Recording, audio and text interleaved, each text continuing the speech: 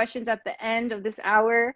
Please remember to note that in the box. Hey, Hi, Eduardo. what's up? How are you? Hey, what's up? Oh Just my move gosh, this a little bit. thank Okay. you for joining. Thank you for having me. Yeah, so everybody that's on here, I'd like to introduce my friend and classmate I'm so proud of, Eduardo Chavez, who is a actor, director, speaker, and grandchild of Cesar Chavez, a Latin civil rights activist, the great, and really cool to be able to know you from class, from acting Yeah, school, yeah. of all places.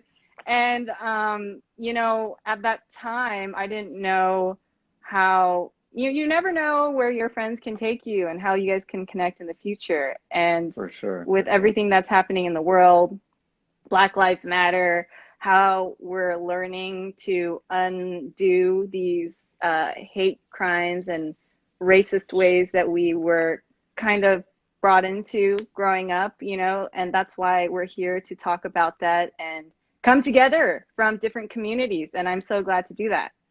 Yeah. Well, thank you for having me. Yeah. No, thank you. All right, so let's get chatting.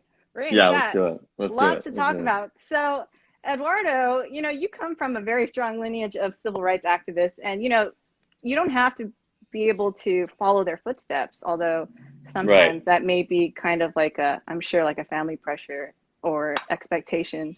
But Yeah. what did you learn from your grandfather, Cesar Chavez, and even your own father, Fernando Chavez?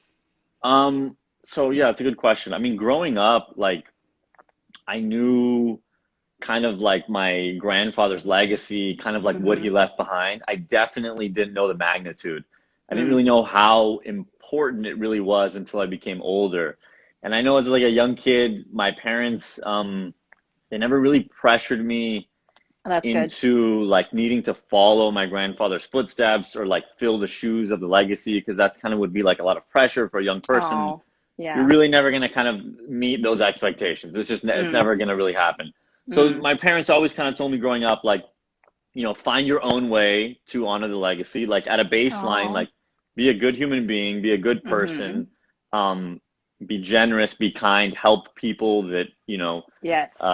just be like a giving person. And Yes. then when it comes to like your work, whatever you choose to do, whatever line of work, whatever your passion may be, just do it with an element of like social consciousness and an element of to make sure you're always keeping the greater good in Mm-hmm. in your head. So, um, part of the reason that I ended up like falling into film and like documentary and all that stuff is Mm-hmm. because, Yeah. I never saw myself as someone that was going to follow directly in my grandfather's footsteps, but as someone growing up a millennial, I was like, always media was everything and television and Yeah. film. And I thought like, what better way to honor the legacy, hopefully create my own and do it Mm-hmm. through, the medium of film and TV and kind of like content. That's kind of our today's version of activism. Is like uh, video, music, things that like young people like are gravitate towards. Absolutely. I think media is a powerful tool, and that's why we're doing this. We're doing Hmm.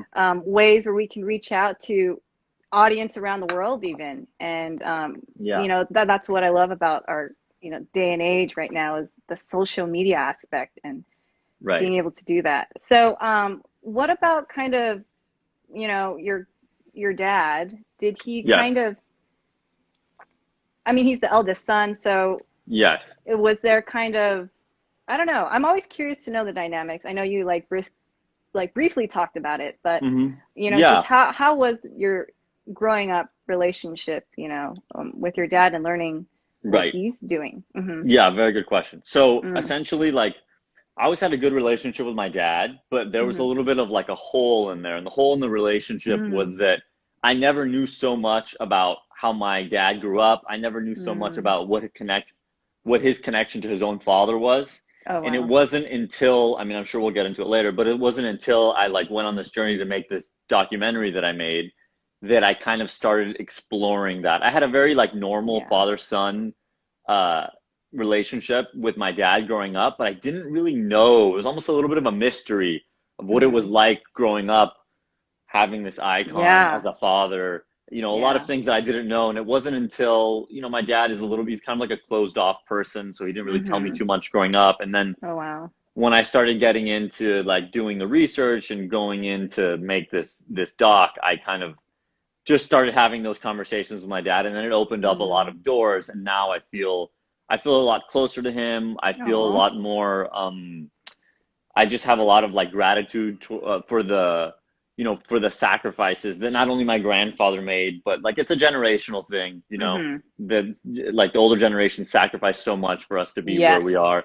So I saw Agreed. that very Yep. much, like from my grandfather Mm-hmm. to my own father, and then to like down another generation to myself. I just, yeah, like a lot of gratitude towards that whole side of my family for all the sacrifices they made for like the greater good, essentially. Mm-hmm. Yeah. I think that's really interesting because, as children of immigrants, well, for me, Hmm.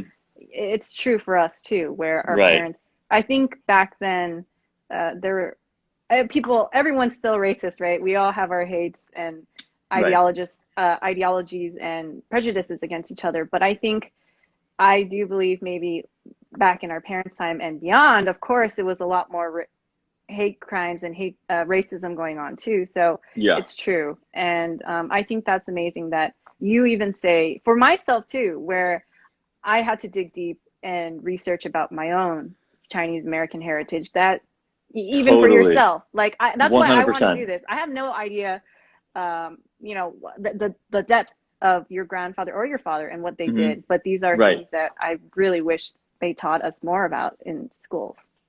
Definitely. I think that the main thing that I got, and I don't know if we'll jump into it, but like No, in it doesn't making matter. Yeah, in just go. making this documentary, one of the main things I got, and if someone were to see the film, a lot of it has to do with, I think at first glance they may think that, this is a film about my grandfather and about the history of the movement, and it does dive into the history, Hmm. but it's really kind of more a film about like a young person finding their identity, and like Oh a my young gosh, person I being love that. myself. Yeah. And especially growing up as a Latino person in the United Hmm. States, Hmm. I kind of grew up almost in like two worlds. Like at home, and the Hmm. way I grew up was not like your typical American Oh yeah. child. Oh, And definitely then, agreed. I yeah, totally see that. exactly, exactly. And then Chinese American. Hmm. 100%. And then in the world and school and everything, Hmm. it was a whole Yes. different world. So I feel very lucky that I have like my foot into two really major cultures. Hmm. Hmm. But with that being said, kids like us, like how you and I grew up, Hmm. when you're a kid, you don't really know that like your at home life is so much different than everyone else.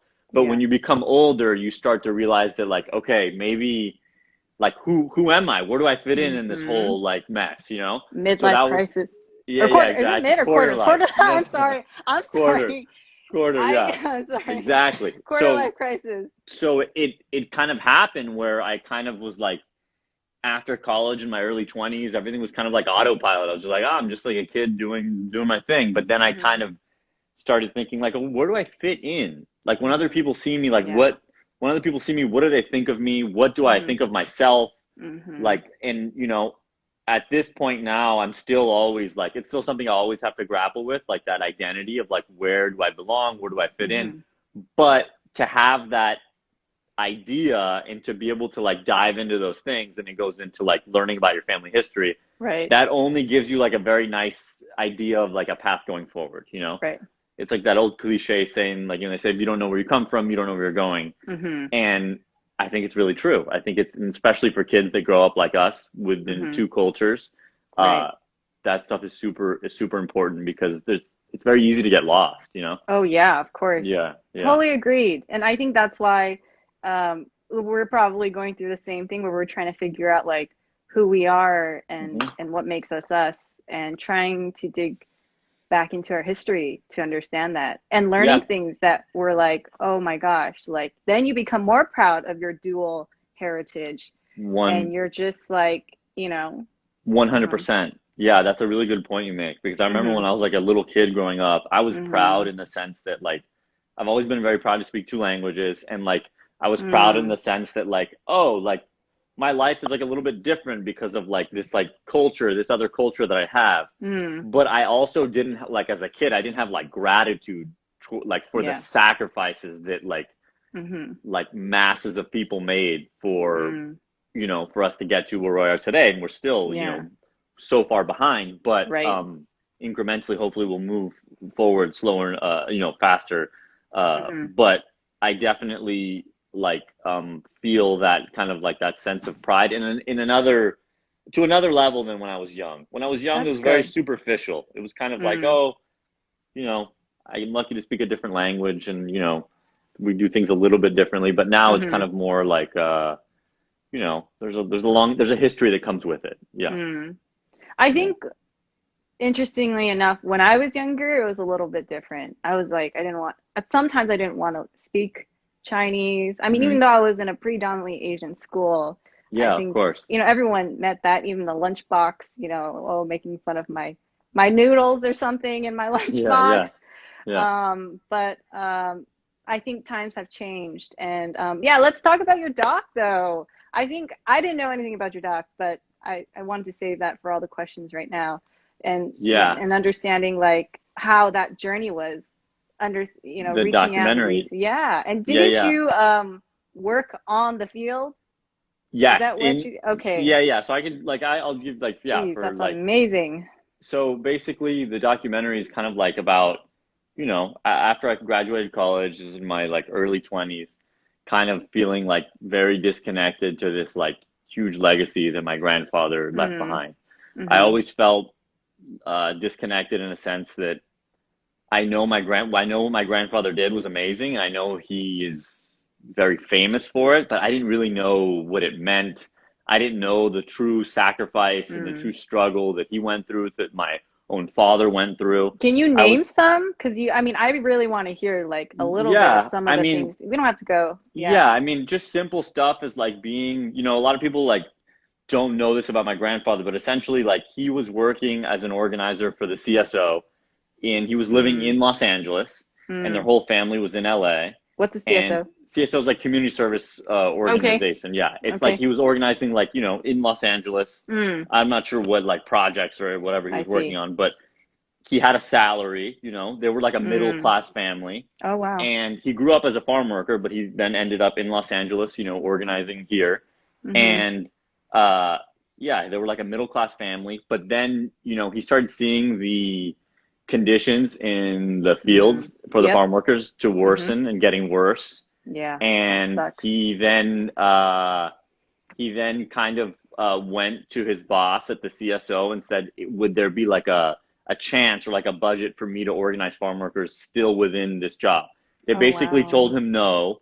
And so then essentially it was just his passion. It was what he was going to do. And he left Los Angeles, a very middle class life with my, you know, my brother grew up, there was 8 of them total. And they left a very middle class life, probably when my brother was around, I don't know, 8 years old. And they left and they went to the Central Valley, California. Your dad, or when you say your brother, what do you mean? Oh, my dad. Your dad, and all of you guys, or you're just your dad? No, my father when he was a child. Oh, okay. Yeah, my father when he was a child, and his father was organizing in LA. Oh, wow. And they left. It was a great sacrifice. They left this middle class life to then go organize farm workers. The union hadn't started yet. It was just, you know, a guy, you know, putting up flyers in little towns in Central California, and you know, doing small meetings. Starting from the bottom, like doing small meetings in back of churches and stuff like that. And you know, financially, there was a great sacrifice. You know, they struggled to eat and everything, and they struggled to, you know, my dad, you know, once the union started picking up, like, there was obviously a lot of like hardcore opposition, and you know, my dad got bullied a lot in school because of the, you know, my grandfather when he was running these boycotts and these they were, you know, was putting a lot of like economic hardship on the farm owners' livelihood. So my dad would get bullied a lot.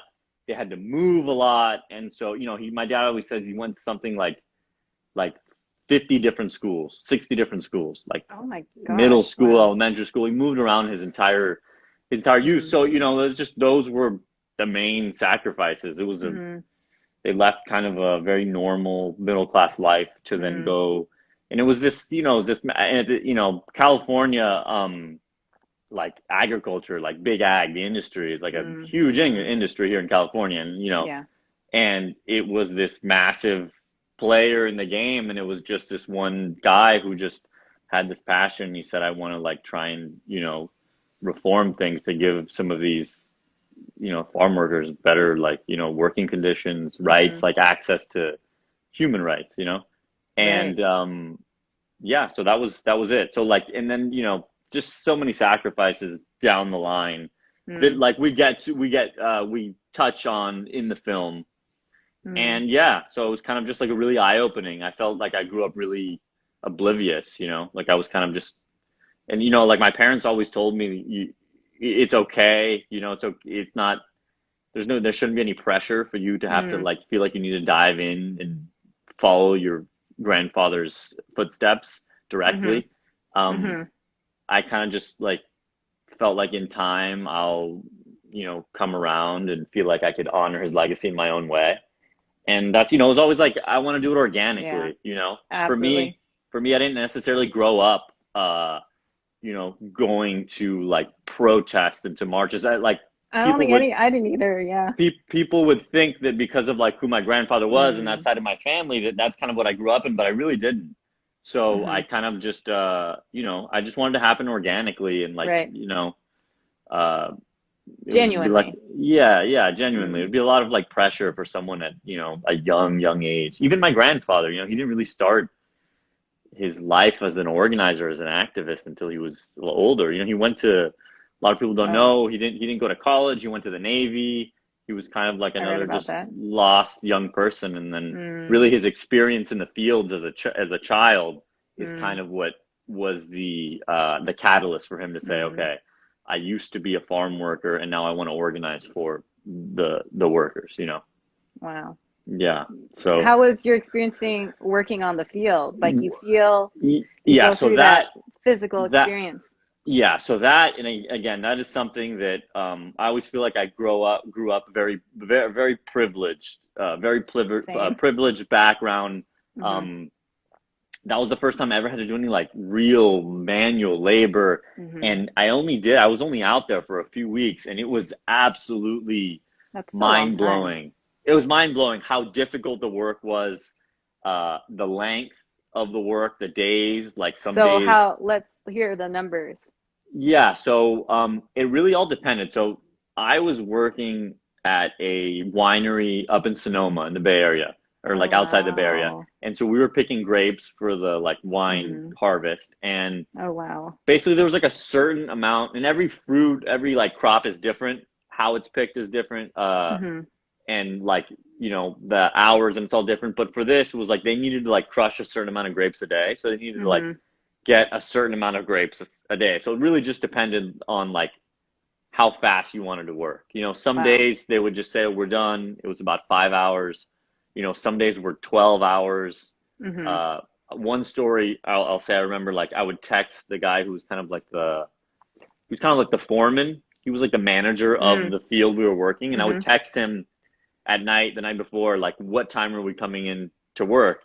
And one morning he didn't text me, and so I was like, oh, I don't know what to do, but I'll just come at the same time. And we were showing up early at around like, I think like 5:30 or 6 in the morning. Wow. And so I showed up at 6 in the morning, and usually all the workers would be like crowded around kind Mhm. of like the main area where all the trucks and stuff are. And I didn't see anyone.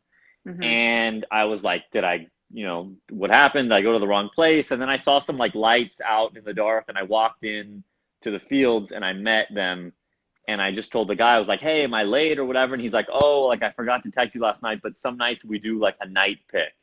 And they had been going Oh. from essentially that day, they went from Oh like 2 wow. to 2. Oh 2 my a.m. gosh. to 2. I didn't show up at 2 a.m. because but they went from and Yeah. straight, maybe like a break here Wow. and there to stop to Mhm. get some food, drink some water. But Oh wow.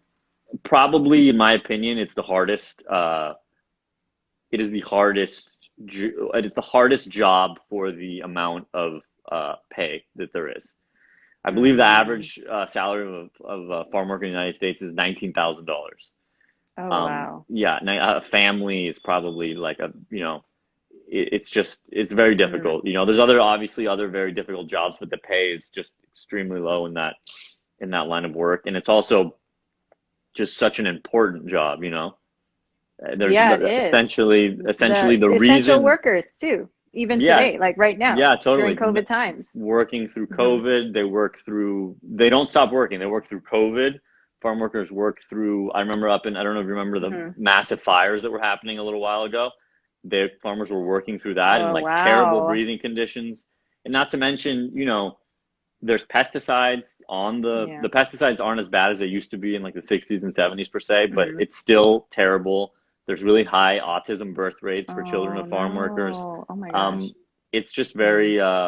very difficult work, and you know these workers sacrifice essentially so then we can buy produce and buy food at somewhat of a At reasonable cheap. price. Yeah. Yeah, Oh, yeah. so, but you know The price. Mm. those are the things those are the sacrifices that are made, and you Mm. know most people are numb to it. I was numb to it too. I think if you just walk into an average grocery store in America, and you know someone's buying broccoli, carrots, or whatever, I don't really think they have a good understanding. I had no understanding of the food chain of how that Got there. broccoli gets from where it grew Hmm. in a farm to the grocery store. And it's on the backs of workers that are, you know, working in super hot Hmm. conditions, super cold, long hours, low pay.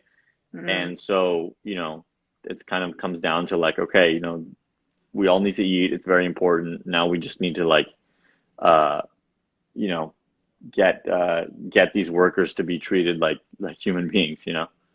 Yeah. Yeah. My gosh. And I definitely see that too when I mean, it's privilege of me to say, like, when I go to wineries, you know, you do see the workers. And even Hmm. from seeing the documentaries about the Asian American heritage, Hmm. which kind of leads us to the next question is, you know, there is an Asian American, Filipino American, I forget his name, um, that was very much involved in Larry, the yeah. civil.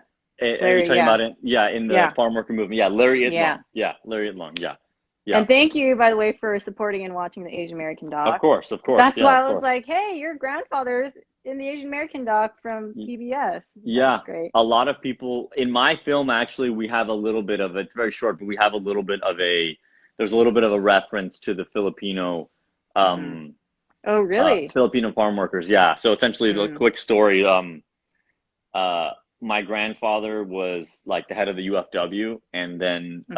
Larry Itlong was working for the Filipino American. it was called AWOC, which was the Agricultural Workers Organizing Committee, Hmm. and they were working, and uh, Larry Itlong wanted to do the first strike where all the workers would not show up to work to demand better conditions, better Hmm. pay. And my Hmm. grandfather said, I don't think we're ready. I don't think everybody's on the same page. But then he said, you know, like it comes down to like when those things happen, you need to be like united. There can't be like a Mm. group, you know, a large group of Yeah, farm workers coming that are together, striking. Yeah, exactly. right? And so Hmm. he didn't think that they were ready to strike, but he said, if they're going to go, then we have to go. And they all, you know, Mm. together, you know, stopped showing up to work to demand you know better conditions, better pay. So but yeah, that's in the and a lot of times I've shown the film, a lot of people are like, oh, I wasn't familiar that there was a but at that time there was a pretty sizable Filipino farm worker population in California At that time, yeah, I at read that a little time. bit Yeah. too. Hmm. Yeah, Yeah. yeah, yeah, And yeah. I think that's even when I saw that in reading about it, it just shows. I think I read somewhere too. They even tried to get some Japanese Americans or Japanese farm workers to, well, somewhere that I read, Yeah. to join in on the strike too, which Hmm. shows that it really does come, you know, numbers and teamwork 100%. and coming together and working together in our communities Hmm. really does make a difference. And so, you know, learning all of this from your documentary, and you've traveled to all these different schools and colleges. Hmm. How was that experiencing? Did you learn anything from these students? I mean, we can learn a lot too while we're teaching these Absolutely. students. Like, what do I you see learned from these next generation? I learned It's everything. I don't think I taught them anything. I think I just learned from them, you know? Oh, really? Yeah, please Yeah, share. oh, totally. I see that they're so much further along. I mean, I think of myself in Mm, college and I see so many of the students that I would speak to, and I wasn't even that college. I think you and I were in college around this. I graduated 2013, so around the same time. I yeah, think you and I, yeah, 2012. Yeah. yeah. And I see the students now so much more, you know, so much more conscious to what's happening. They Mm. care. They have an understanding outside of themselves that I did not Oh, wow. have, and very knowledgeable on issues and very like eager to be informed. Hmm. A lot of schools that I've been to, there was a lot of students that uh, said, I didn't really, because I've been to like a lot of schools, like, in places where Yeah, this, you went this to what? story of my grandfather doesn't really get told that much. And a lot Mm, of students good. would come up to me and say, this is not something I didn't know. I wasn't really familiar. I knew the name, but I wasn't familiar with the history. Like, I want to Hmm. learn more. I want to get involved. And Yeah. just kind of like that call to action, like my film, essentially when I like, play the film at a university and we do a Q&A, there's not really like, I don't really like have that. My film doesn't really have a message of like, okay, now it's your turn. It's kind of Mm, just telling a story of a young right. person, which is myself. Mm, But immediately after, there's so many kids that are like, okay, what can I do to get involved? How can I help? that's And good. so, yeah, I think the generation before us, like Z, is very, Yeah. yeah. I mean, it's obviously um, evolved, and they're very socially conscious, and they're very like eager to get involved, which is amazing. So you had to really put in the effort to travel to all these different schools and colleges nationwide to at least talk about this film. Right, And right. I've come to learn that it really does come down to putting these into the education system too. I mean, I watched a Chinatown doc too, uh, from San Francisco, and they were trying to get their Chinatown doc into the education system, but I don't understand what, hoops and what you Yes, got to it's do to get there. Yeah. yeah, yeah. No, that's a really good question. So we kind of there may be not right now at the moment, but maybe down the road there may be like I've gone to universities and I've had students. I was at a college in Michigan and the Mm. president of the school came up to me after and was like, "I would like this to be a teaching tool Ethnic for a class studies. for Yes. for a class at this university or for multiple Hmm. classes." Um, Good. there when it comes to the high school level, like there's a lot of hoops you need to jump through because then you're Mm. working with school districts and I like for see. example, like if it was LA, it'd be LAUSD. Mm. It can happen. It would probably take a lot of time, but these are the kind of things that need to be told. These are the kind of stories that need to be told. Like I think about it personally as a Latino person. My grandfather's story, and there's other, Hmm. other Latino people that young people should be able to look up to. But if those people aren't taught in schools, Right. then there may be a young Latino person growing up in wherever they may be in Texas or in California and think like, okay, who is someone that looks like me? Who is Right. someone with a background like me Yep. that I can look up to? Like who could be Yeah. my hero? Oh, yeah. And yeah, like for sure, that's super important. I mean, then you have like some states where they like ban ethnic studies, like like Mm. Arizona. There's always and so it's like the fact that we're still that far behind with like what we teach the very young people, it's Hmm. terrible, like it's not, it's not good. Well, that's why we gotta, break that and use media and somehow get to them. That's why we're doing this. Yeah, I mean, It's sad, but I every had to research myself too. I, no, I there's yeah. yeah, no, any way that you can reach. That's why there's so many ways to get informed, and there's so many ways to inform people, to educate people, and like Hmm. young people, we gravitate towards like the internet, towards film, towards Hmm. music. Hmm. And anyone that says, oh, you're just, anyone says your message is, oh, you're just a musician, or you're just an athlete, or you're just, everybody has a voice, and some people's voices are louder than others because they have more of a platform, but they're Mm. all important. It does not matter what you Right. do. Yes. If you have Absolutely. something to say, the voice is important. And so like that's why I really think that like film, I mean, that's how we met. We met in an Yeah. acting school. Yeah. Of all And places. of all places, yeah, we met in acting school. And I think film, as you know, being an actress and you know, getting involved in the film world, Hmm. there's a lot of growth that needs to happen for people of color in that. Oh Like yeah. it's so far behind. Uh-huh. You know, people, you know, Oh, it's a far, major, far. yeah, it's a major industry, and the diversity is just, it's not good. You know, it's not, Hmm. it's lacking. It's seriously Suffocating. lacking. Yeah. It's, Yeah, yeah. and I mean, like, even as classmates, I knew going in, how hard and what, even for myself, the sacrifices we as people of color have to make, and how much we have to fight and speak up. And, you know, there's a Yeah. lot It's, going on right now post Black Lives Matter movement, and it's going into different fields. And that's why I think it's important to voice and even like the narratives that we, which leads to my next question, like mhm. the narratives that we write for each other, or that, even for yourself as you made your own doc, that's so important in terms of how that represents us, and who is writing that. My heartbreak example is how Bruce Lee, he's a martial artist. Mhm. He's actually Chinese American. He's born in San Born in San Francisco. Francisco. Yeah, I knew that. Yeah. Yeah, which he had. There's another great doc that came out. It's Be Water, but I'm just doing Oh, that because I really the like ESPN one, right? the ESPN one's ESPN gonna. one. Yeah. Yeah, but even learning from that, like Bruce Lee was probably one of many Asians. The only thing that we could look up to, one of the people that we can look up to in Hollywood, and he Right. had fought so hard. Yeah. To even get And to that. yeah, and he knew because he was a big star in Hong Kong actually, and him Yeah. coming here in the States, he saw how hard it was too, and that's How why it's so.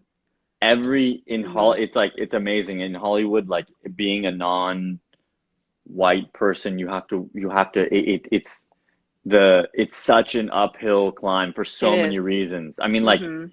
and we can get into it, but Get into it. the first thing is like any story that's told, whether it's a television show, whether it's a film, whether no matter a web series, no matter what it is, it starts with like the pen. It has to be written. Before you Mhm. hire an actor, there's a director. Before any of that production, anything, it has to be written. And if Yeah, we don't have people of color writing the stories, essentially what's happening is we're having white people write the stories for us. and Now, it is very. and then when that happens, you get Mhm. films that Caricatures, characters that are just stereotypes. stereotypes, and that's just and Be then Water. and then they'll just kind of like it'll just be this like never ending circle. And like yes, Mhm. you will have films that like Moonlight that win Best Picture, where the director and writer were black and the cast was all Mhm. black, but Mhm. that's not like, okay, you know, here's the Oscar and then we're done. You know, you had Yeah. your, no, it needs to become where it needs to be, like there needs to be an equality in Consistent. like Yep. the content creators, you know, Mhm. because Mhm. otherwise you're gonna run into a lot of issues. You know, I've been on like auditions, and I don't know if this is, you can like say if this has happened to you or just like in the world. Like I've been in Why auditions am I and laughing? I've been in Okay, go ahead. auditions and there'll be like a casting director for a Mhm. character that I'll be auditioning for, and they'll essentially say, like, I had one time a casting director tell me like, well, like this character comes from this background, so you need to do it more like this. And I Mm. did it, and then I walked out. I remember I was like driving home, and I was like, okay, there was this like 60-year-old white lady telling me like, me, a Latino person, that like Yeah. you're not acting like a Latino person. Oh And I was like, no. okay, first of all, like, you know what I mean? Like Yes, it should it's. be enough that that is my, that is my ethnicity, and now I'm coming Mhm. in to play a character. And then like, obviously there are like character descriptions, and there are certain things that characters are looking for. But Mhm. in that sense, she was basically saying like, okay, I need you to play the stereotype more, and you're not doing it. Mm. And it's just Mm. funny that it was coming from a person that knows nothing about our Yeah. culture. I mean, I don't know this woman. I don't know her specific. I don't know what her background is, but you know, generally speaking, probably doesn't know much and is kind of like giving out these directions. And in the end, it's It's a little probably, uncomfortable. It's like, yeah, what it's a the little bit hell? Are weird. you saying I'm not Asian or Yeah. Hispanic or Latino enough, you know? Like, Yeah. what does that mean? Yeah. Yeah, the only thing that I can say is like when I first started, they were like, "Oh, you won't go anywhere unless you speak with an or learn how to speak with an Speak with an accent, accent. whatever Yeah. that means." Yeah. But yeah, I I also yeah. go No, no, ahead. keep going. No, go ahead, go ahead. No, I'm just saying, you guys, if you have questions, and I'm just reading, trying to get everyone included. Yeah, Catch Be Water, because I need to finish watching that too, because I only caught 1 hour. Sorry, 7:24 at 5:30 p.m. for free on ESPN. Everyone who else who joined, thank you guys. If you guys have questions, I want to save the last like 15 minutes for questions that you guys have. But yeah, no, that's all. That was my plug. Yeah. Yeah, but I mean, no, it's definitely with I learned that kind of fast, and that kind of goes back to like to circle back to like why Cyrus, who's another guy that was in our acting Cyrus, class. yep. Yes. And so essentially I remember, I became close friends with him and we're in this acting class and I remember having a conversation once with him and Oh, we would sorry, do not ESPN. Sorry. Okay, okay. not on ESPN, Sorry, online I don't on want to get it all. wrong. Okay. On all of us websites. Sorry, sorry. I Oh, just no, thought it you're was good. ESPN. You're Okay, good. sorry. Let's pay Uh, attention. Sorry. no, you're good. You're good. Um, so we had this conversation. We're like, all right, we're always, and as you remember in the acting class we were in, we would do like scenes from plays, and like for the most part, these characters were all like white, and they were coming Mhm. from a very like specific background. They had their own like worldview, their own lens that the Mhm. characters Mhm. had, and Mhm. then putting myself into it, it just didn't fit. Like I was playing these Yeah. characters, and I'm like, this just doesn't work. Like I would never, this is not my, this is not like working for me. It doesn't Yeah. work. It doesn't feel Definitely. comfortable. It's not authentic. And like with acting, like authenticity is huge. Mhm. And so Cyrus and I, that's when we had the idea. And obviously I was very lucky that my film was about, partially about like a very historical figure. So I'm Mhm. very lucky that we were able to raise money and people were Mhm. really able to support to make it happen. But, when I first moved to LA, it was kind of like, I want to do acting and it was just like nothing was happening. And like, Oh yeah. I remember when I started really getting annoyed was when like I would only get auditions for stuff that was in Spanish. And I Oh speak my gosh. Spanish. I speak Spanish and that's Mhm. fine. Mhm. But at the same time, it was like I would only get stuff for auditions for stuff in Spanish. And it's like I didn't Yeah. become an actor to like act in Spanish. I will do Yeah. it. I will do it, and Yeah. that's not a problem. But I don't see Mhm. why that I can't play just like a normal, why it has to be so stereotyped. But yeah, and then we Mhm. kind of were just like, people always say like, make your own content, like that's the new thing, do your own thing. Yep, we have to And do that. it's And very it's it's one way, but it's still, I feel like you got to do both. Like you got to make your of content and course. make noise, because the studios are the studios. It's like, and if they don't hear you, Yeah, of and course. Of course. They yeah, have to be, so yeah, there has to be, and when people say make your own content, it's obviously way easier said than done. But if you mhm, can start like getting this start building this kind of this like group of people that are in similar situations to you, then it becomes easier and you start pulling all your resources together because doing it alone, obviously nobody can't do anything in this business yep, alone, but you start yep, like getting those contacts and reaching out and your circle starts getting bigger and bigger and then that's when you can start kind of like doing some things and it really doesn't matter like now obviously mhm, obviously there's the bigger the production the better chance it has to get like a wider audience but there's stories and you're never going to know if you mhm, don't try. There's stories of like small web series and short films and stuff that kind of like get people like interested in your work so I think it's super important for us to tell our stories. So I can't watch another you know what I mean? Like you're just average mhm, Netflix yeah, film, just like a mhm, romantic comedy. No disrespect to that genre, but just like two white yeah, people that live in Brooklyn and that's it. Like that's mhm, fine. That is a yep, story. But then there's also our stories that are not yes, those, and those need to be told as well. There's enough thank room for all you, of them. If mhm, you go on these platforms, there's thousands and thousands of films and like so many different like streaming services and theaters and TV. Like there's mhm. enough room. It's just about like the people on top like getting pressured to be like, okay, give us the room now. Now give us our chance. You know? Right. And Yeah. and I kind of see a lot of people on social media who are writers, of people of color that are pushing for that. And I think it's interesting because I had another conversation with a really good and close friend too about how uh, you know, I think there was, I heard there was it depends on who your audience is, right? It's like, Right. okay, like, why is it, like, for example, I heard there was like a hunting show Hmm. that an Asian chef, and I Hmm. think, yeah, the Asian chef, he like hunted, he cooked, and he wants to do this kind of like a very like, you know, this is how you get food, and then you Okay. hunt for it, and then you cook Okay. for it, and it's Right. very Right. like, Right. you know, he's Asian American, and Hmm. so, but it never got greenlit. But then you see like, you know, these different Yeah. hunting shows who are Caucasian, and the question is it like at that point, is it important to look at the numbers? Like, will anyone really? And I'm just, you know, putting out examples that I've heard and seen, and Hmm. like, is it a numbers game where people are like, well, that's not going to work because he's an Asian guy and who wants to see an Asian guy hunt? Right. But Right. it's, you know, or is it kind of like, I think it's both though, where it's like you kind of have to green light more, or else it'll never, you know, things like I that will never mean, happen. look, yeah, look, it's I agree with the second thing because for in my opinion, it's like okay, if you're like the studio mentality, it's probably like okay, this type of show with the Hmm. main like the host character with him being Asian, if people aren't gonna watch it. That's probably the studio mentality. Now, Hmm. with that being said, they fail to realize that there are films and films and television shows and series that have like Asian American casts that Hmm. are successful.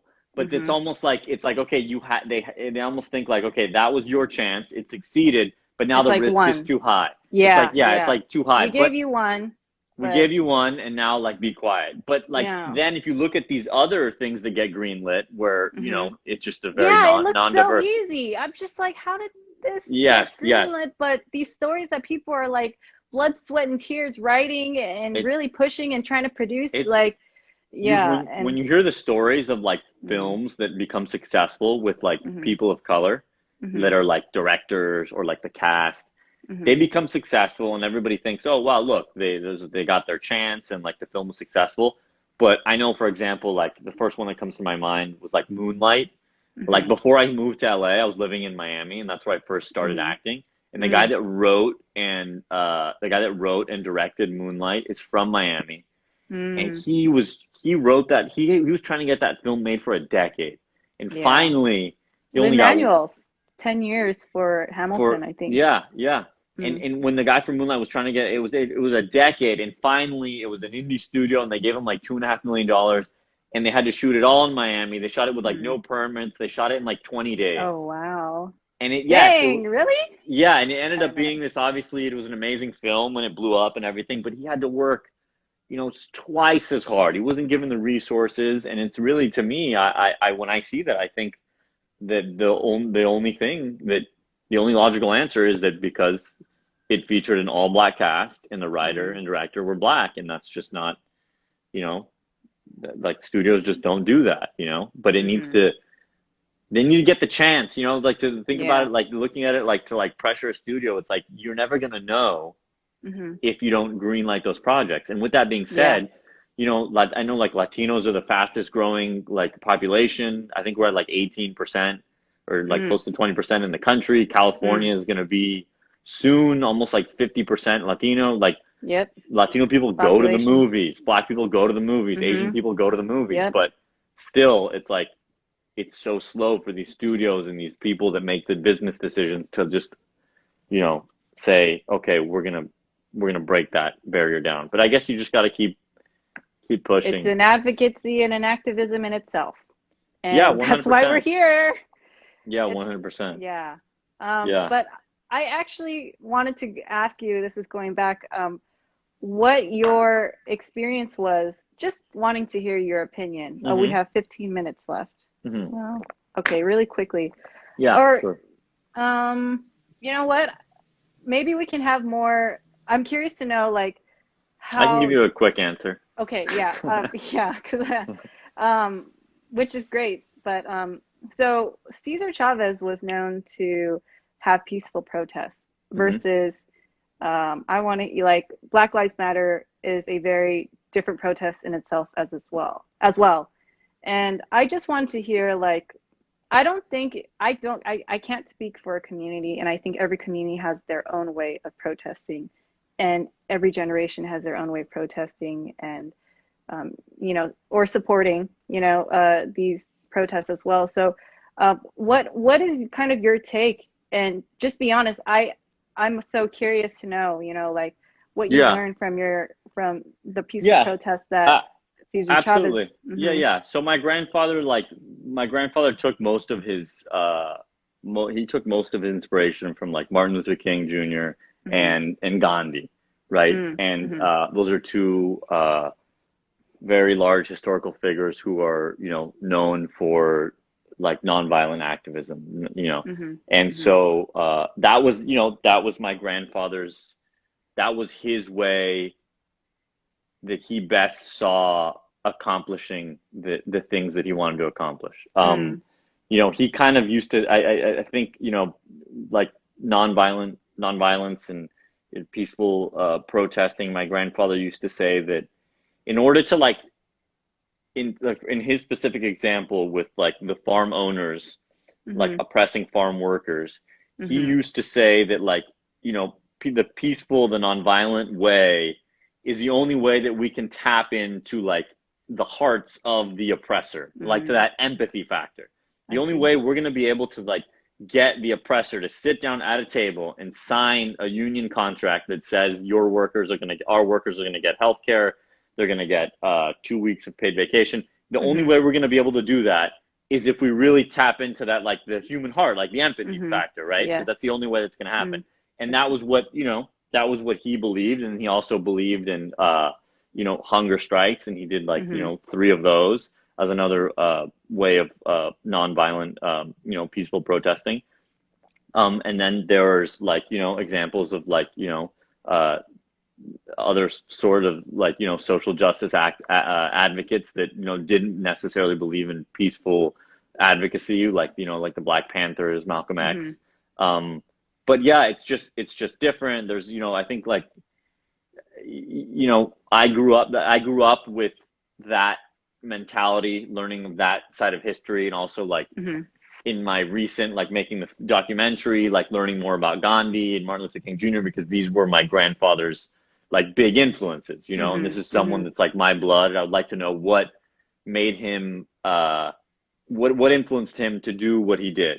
And so that's kind of my way of like, my way of thinking. And with the like Black Lives Matter movement, most of Yeah, it, that's the next one. Like for yeah, Black most Lives Matter movement, how do we from different communities come together in this yeah, generation from it's what you've learned? Yeah. it's difficult. I mean, it's difficult. Yeah. Like I always like kind of growing up, I always kind of thought like, okay, I'm a person of color.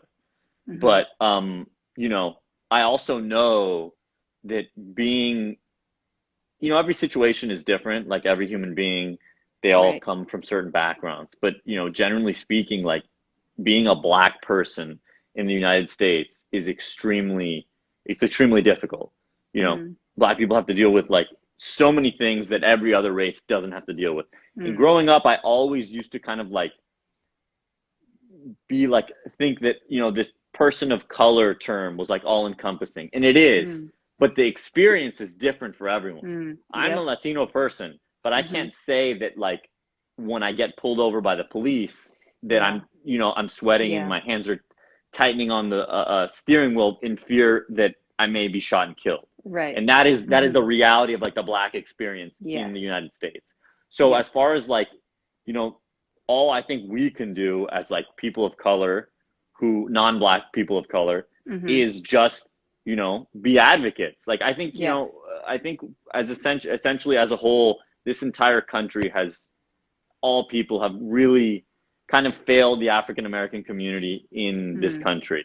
And I Hmm. think now it is our job to kind of try and help lift them up and be advocates for them. It's not enough just to Yes. say, you know, it's not Absolutely. enough just to say like, you hear it all the time. It's like that whole thing that's going around. It's like, oh, well, All. I would never commit a hate crime. I'm not a racist person, but that's enough. That's not Yeah. enough. The Yeah. silence is kind of like making you negligent. Hmm. You need to Hmm. also like in And we got to come addition together. Like in we a got to break down our own prejudices and racism against 100%, each other. 100%. Because, like, as you know, we have to be advocates for, this community that has been, oppressed for 400 years, So I think that is very important. And I think that, I mean, for me, like I was always familiar and I had like a decent grasp on history and like of the Black experience in America, but it wasn't until uh, like George Floyd died, until these movements and going to some of these protests in LA and realizing Oh, that you like, went? yeah, I went to a few. Nice. Yeah, I went to a few, and it was more like realizing that like it's not like what we're all doing is not enough. You know what I mean? What we're not all doing is not enough. And I kind of always used to think like, oh, well, like I'm a person of color, so it's kind of like, I'm on their side. But if you're not actually advocating, then it's almost like what side are you really on, And by advocating, everyone can do their advocacy differently, but it's just important to support and to like have those conversations, to call shit out when you see it, and be that person that is like a spokesperson for this community, and it should be for every community, like oppressed community. Yeah, and I think that's why we're having these conversations, because hopefully our generation and beyond can be more malleable to be able to see and to understand, like you said, that just saying is not enough. There's voting, there, what can we do in our communities? I think that's why, like, if you really try hard and reach out to certain people like me, to you, thank you, it's like you realize, like, it feels amazing to work together and to be humbled by the past of our own mistakes, of my own prejudices and racism, and to be like, oh my gosh, yes, we can work together and create things or move together much more stronger, like you said, even than ourselves. And that's what I realized, even for my experience as an Asian American, is like, yes, we have our communities, and we have our organizations, but it's so Asians helping Asians not going to get anywhere, guys. Like, we got to be able to.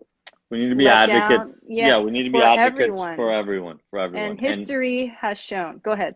Yeah, and history has shown that to lead successful social movements, you need to have support from everyone. And like, I just think of my grandfather's movement, and like a lot of people don't know this, but the boycott, one of the main boycotts that he did, that like, I believe 15 million people in the States stopped buying grapes.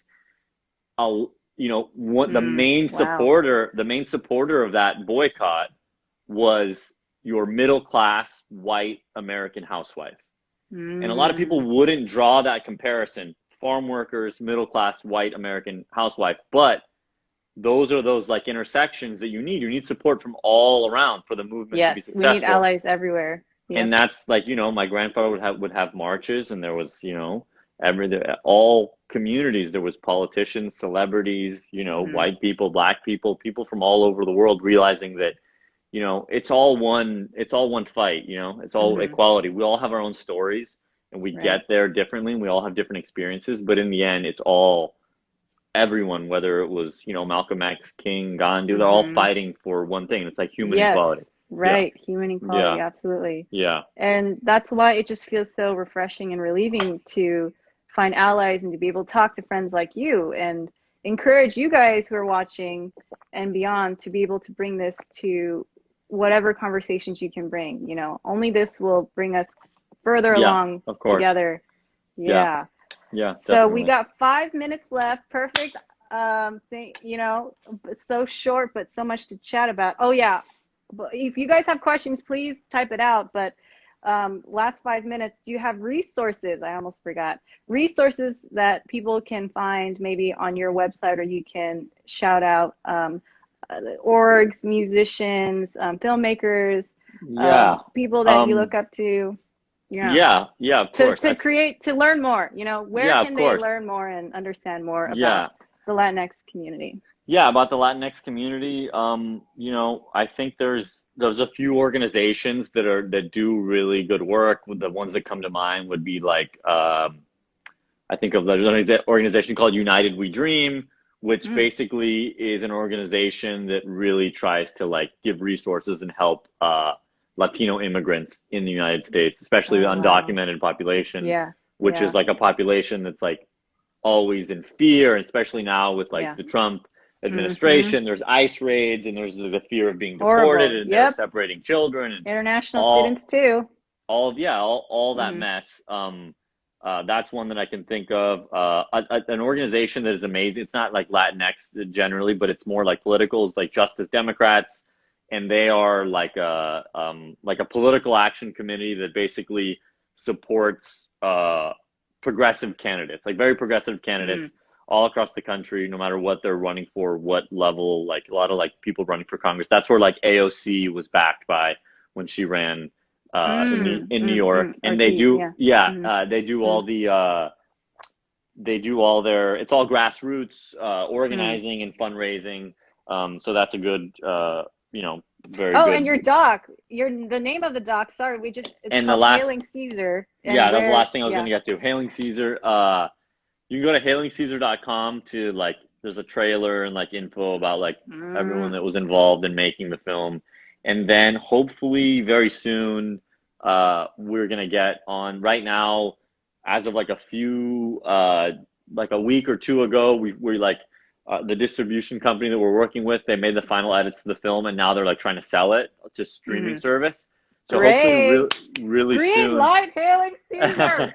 Sorry. Exactly. So hopefully soon it will be uh on a streaming service. And like, if you follow like me on Mm. Instagram or just our website, just the name of the film, hailingcaesar.com, we'll post it Got 2 minutes. when it's there, hopefully. And then yeah, everybody can watch the film that we made with our other classmates. So yeah, you guys follow Eduardo. I'm gonna post all his info again and spam you guys with all these advertising because this is a great conversation. And thank you, Eduardo, for joining. You have such a so much to say and such a big heart for your community and beyond too. So Thank you. support Eduardo. Hopefully we can see your documentary out there. And you got like a minute and 30 seconds to close out. Oh, Yeah. Oh, oh, is that we a had a quick question. question? There was like, What's your next project? Is that the question? yeah, What's your next yeah. project? What's your Oh, next? okay. Yeah, good question. Hopefully, like with COVID, the whole COVID-19 thing is kind of like I was working with someone and we were like trying to raise money to do another documentary about Mm-hmm, immigration. mm-hmm, And then that kind of we were like on everything was kind of like working. I was gonna be like flying around and meet with people that wanted to support and get this film made. And mm-hmm. then COVID happened, so that's been kind of put on hold. But there Yeah. is like I want to make another documentary. Uh, Immigration is like Latino immigration Yes, is like a it very is. important It is. Mm-hmm. issue to me, and Good. it might be that might be the topic, but I'm still now that there's time to think because this whole thing has been backed up. I was just like We'll stay looking for tuned. good ideas. Yeah. Cool. Well, thank you Yes. so Thank you. much. We Thanks for got having me. 15 seconds, so perfect timing. Great Yes. conversations, Perfect. guys. Thank you all for joining. Sounds good. Bye, Katrina. Bye. Bye.